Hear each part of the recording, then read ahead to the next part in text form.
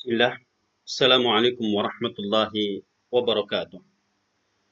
Alhamdulillahi rabbil alamin. Wassalatu wassalamu ala rasulillahil amin.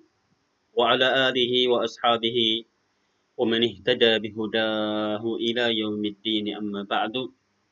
Ahibba'i fillah, rahimani Allah wa iyyakum.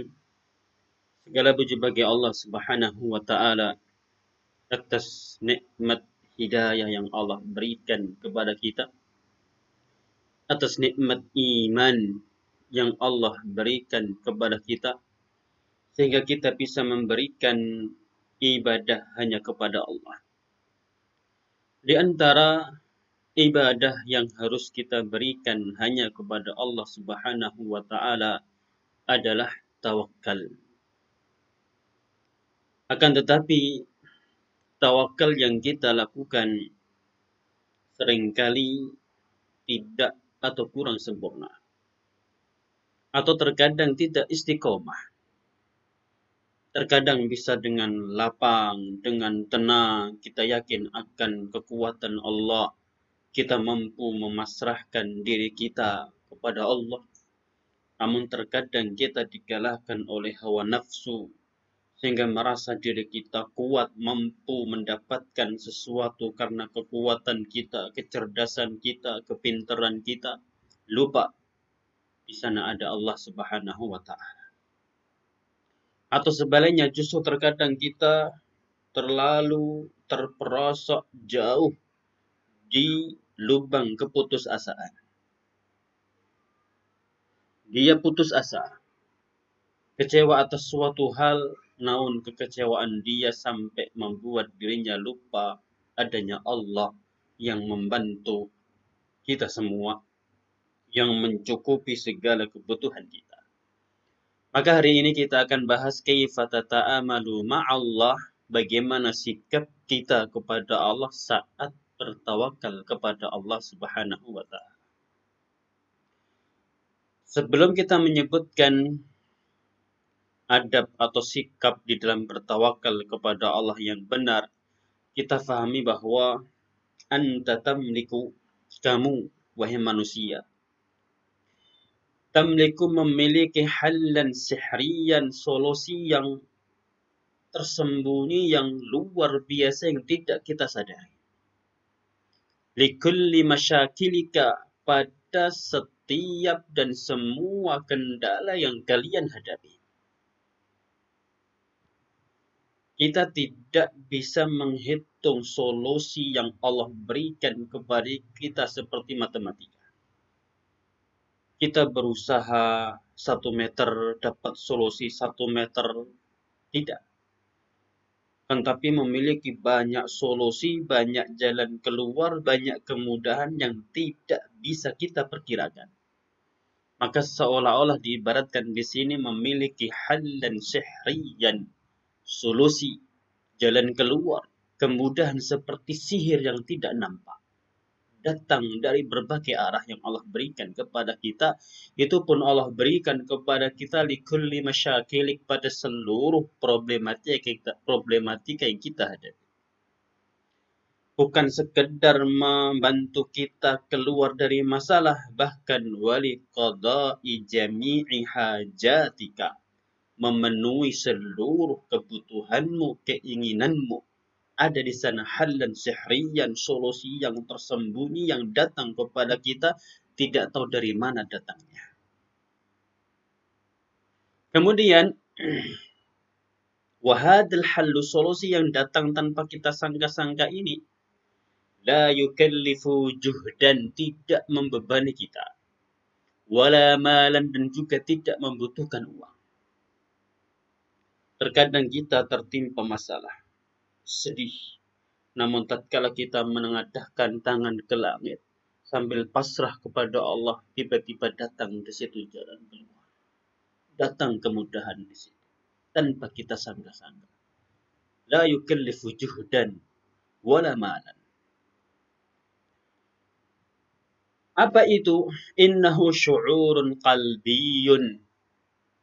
Itu semua solusi yang tanpa kita sangka tadi, yang seolah-olah seperti sihir karena tidak terlihat, Itu bisa didapatkan kalau ada syu'urun qalbiyun, perasaan hati, ketenangan hati, kelapangan hati, ketundukan hati, pasrah di situ kepada Allah. Hati yang luar biasa tenang, diyakini akan adanya Allah yang membantu kita saat sulit, meyakini adanya Allah yang menyembuhkan sakit kita yang tatkala kita derita, adanya Allah yang melapangkan rizki kita saat rizki kita sempit, yang memberikan kepada kita kebahagiaan saat kita sedih. Itu syu'urun qalbi. In ra'ahu Allahu fi qalbik, jikalau Allah mendapati syu'ur qalbi tadi, kepasrahan tadi, ketenangan tadi, ketundukan tadi, kafaka, Allah akan mencukupimu, Allah akan membantumu, Allah akan meringankanmu, Allah akan memberikan jalan keluar bagimu. Kullama ahammaka, pada setiap yang kamu inginkan, yang kamu harapkan.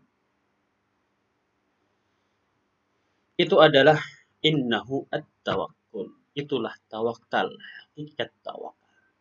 Maka tawakal merupakan ibadah Allah yang tempatnya ada di dalam hati seseorang,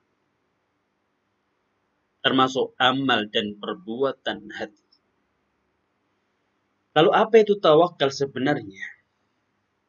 Tawakal itu sebagaimana kata para ulama, at-tawakkulu intirahul qalbi, kepasrahan hati, ketenangan hati, kesadaran hati, betul-betul tenang, sadar akan adanya Allah, mengharap bantuan Allah.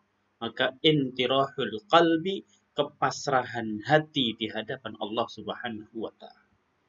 Hati yang pasrah, hati yang tenang, merasakan kehadiran Allah yang siap dan setiap saat membantu kita.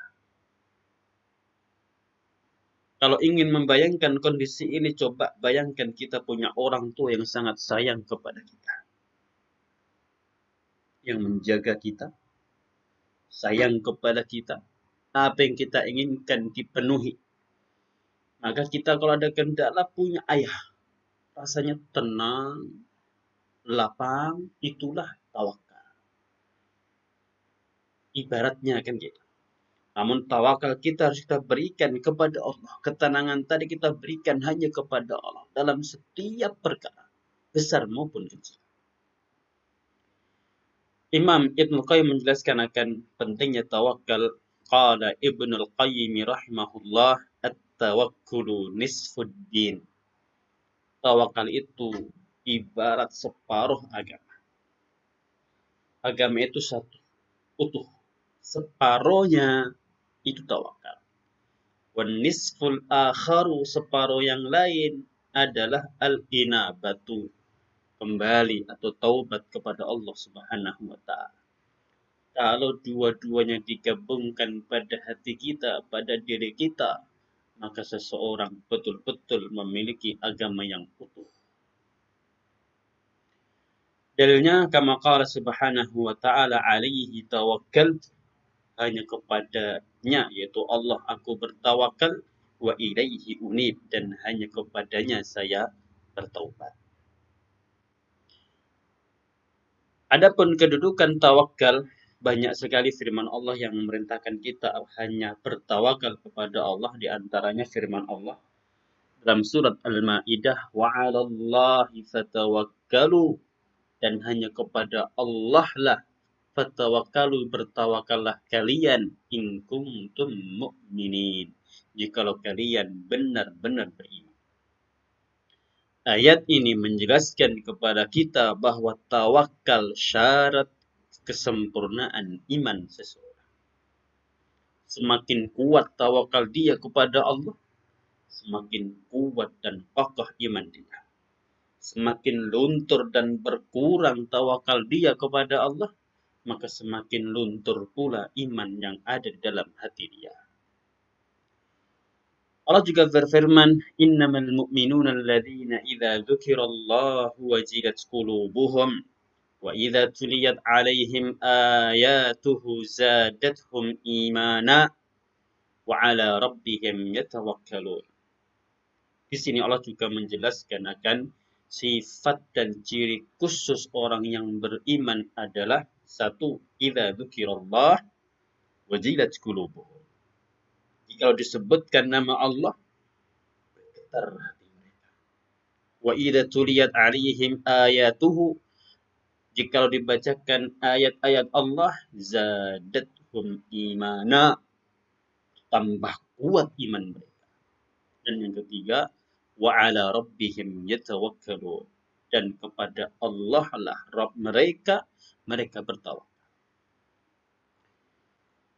Adapun dalam hadis Nabi sallallahu alaihi wasallam an Anas radhiyallahu anhu qala Rasulullah sallallahu alaihi wasallam, man berkata bersabda, man qala, barang siapa mengucapkan, yaitu idza kharaja min baitihi, ketika keluar dari rumahnya, bismillahi tawakkaltu 'ala Allahi wala haula wala quwwata illa billahi, yuqalu lahu hudita wa uqita wa kufita, fayaqulu asyaitanu li syaitanin akhari kaifa laka bi rajulin qad hudiya wa kufiya wa uqiya. Barang siapa yang keluar rumah lalu mengucap dan berzikir bismillahi tawakkaltu 'ala Allah wala haula wala quwwata illa billah. Apa keutamaannya? Apa pahalanya? Yuqalulah, maka malaikat mengatakan kepadanya, hudita, kamu telah diberikan hidayah, petunjuk, dibimbing. Wa wuqita, dan kamu telah dilindungi. Wa kufita, dan segala kebutuhanmu, keinginanmu dicukupi. Maka syaitan pun berkata kepada temannya, kaifa laka birajulin, bagaimana mungkin kamu bisa menggoda seseorang yang telah hudiyah, diberikan petunjuk, dibimbing, wa kufiyah, dan dicukupi kebutuhannya, wa wukiyah, dan dilindungi oleh Allah Subhanahu wa ta'ala. Itu menggambarkan kepada kita akan keutamaan dan pentingnya tawakal kepada Allah Subhanahu wa ta'ala. Lalu materi utama kita, kalau sudah tahu pentingnya tawakal kepada Allah, sudah memahami hakikat dan pengertian tawakal, bagaimana lapangnya hati kita tatkala menghadapi segala problematika, menghadapi segala permasalahan, yakin di situ, pasrah di situ, menyerahkan dirinya kepada Allah Subhanahu wa ta'ala. Bagaimana adab kita dalam bertawakal kepada Allah? Adab kita yang pertama, alaika bi anta tamida qalbiyan 'ala Allahi kullal i'timadi fi tahsili ma turidu. Alaika, wajib atasmu untuk taktamid, kamu bersandar, qalbiyan, dalam hati. Sandaran yang kita lakukan dalam hati. Hati yang pasrah, yang tunduk, yang takluk kepada Allah. Tenang. Bukan sekedar mengucap saya bertawakal kepada Allah. Dan bersandarnya hati kepada Allah, kullal i'timad, kesandaran yang total, yang utuh, pasrah yang utuh, totalitas dalam pasrah kepada Allah. Tidak ada keraguan di dalamnya, tidak ada kesangsian di dalamnya. Tenang, karena dia yakin ada Allah di situ. Tenang, karena dia yakin Allah akan membantu dia. Itu pun fitahsil, dalam mendapatkan maturid, seluruh apa yang kamu inginkan. Baik perkara kecil sampai perkara besar. Keinginan yang ringan, makan, minum, tanamkan bertawakal kepada Allah di situ. Atau sampai perkara besar, perkara bekerja, sekolah, atau menikah, serahkan kepada Allah di situ. Itu yang pertama. Maka butuh totalitas, butuh keutuhan di dalam bertawakal kepada Allah, tidak tanggung-tanggung. Maka seringkali orang kalau berkata, saya sudah bertawakal kepada Allah, namun tidak ada di situ bantu. Saya katakan kepadanya, coba lihat hatimu, sejauh mana tawakalnya, utuh apa tidak di situ. Tawakal yang dia lakukan cuma kepepet secara teori saja, atau betul-betul hati yang terpaut kepada Allah, hati yang pasrah kepada Allah, tenang karena adanya Allah. Yang kedua, alaika bisai, wajib atasmu juga berusaha. Wal akhri bil asbab, melakukan sebab. Ingin sukses belajar, pasrahkan, Allah pasti membantu kita dalam belajar. Tapi bukan berarti kita tidur. Harus berusaha, mencatat, menulis, menghafal, murojaah di situ. La antanama, bukan kamu tidur di rumah. Ingin bisnis, yakinlah Allah membantu dia. Tapi harus berusaha. Kalau jualan ya harus menjual. Siapkan barang, tawarkan kepada orang. Yakinlah kalau ada yang menjual, pasti ada yang membeli di sana. Itu namanya tawakal yang harus diimbangi dengan usaha.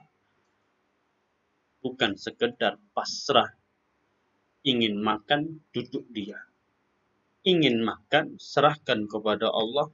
Allah Maha Kuasa. Berjalan. Ambil piring, ambil nasi, makan. Itu hakikat tawakal kepada Allah Subhanahu wa ta'ala. Adab yang ketiga, asna asa'ika, saat kamu berusaha. Tadi ingin sukses belajar, dia pun berusaha sekuat tenaga belajar.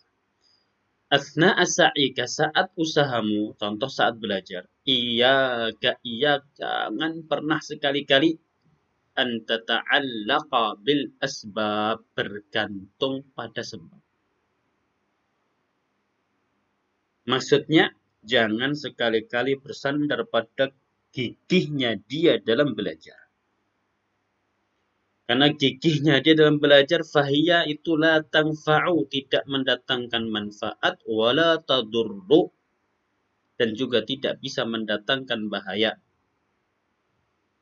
Kalau Allah tidak berkehendak.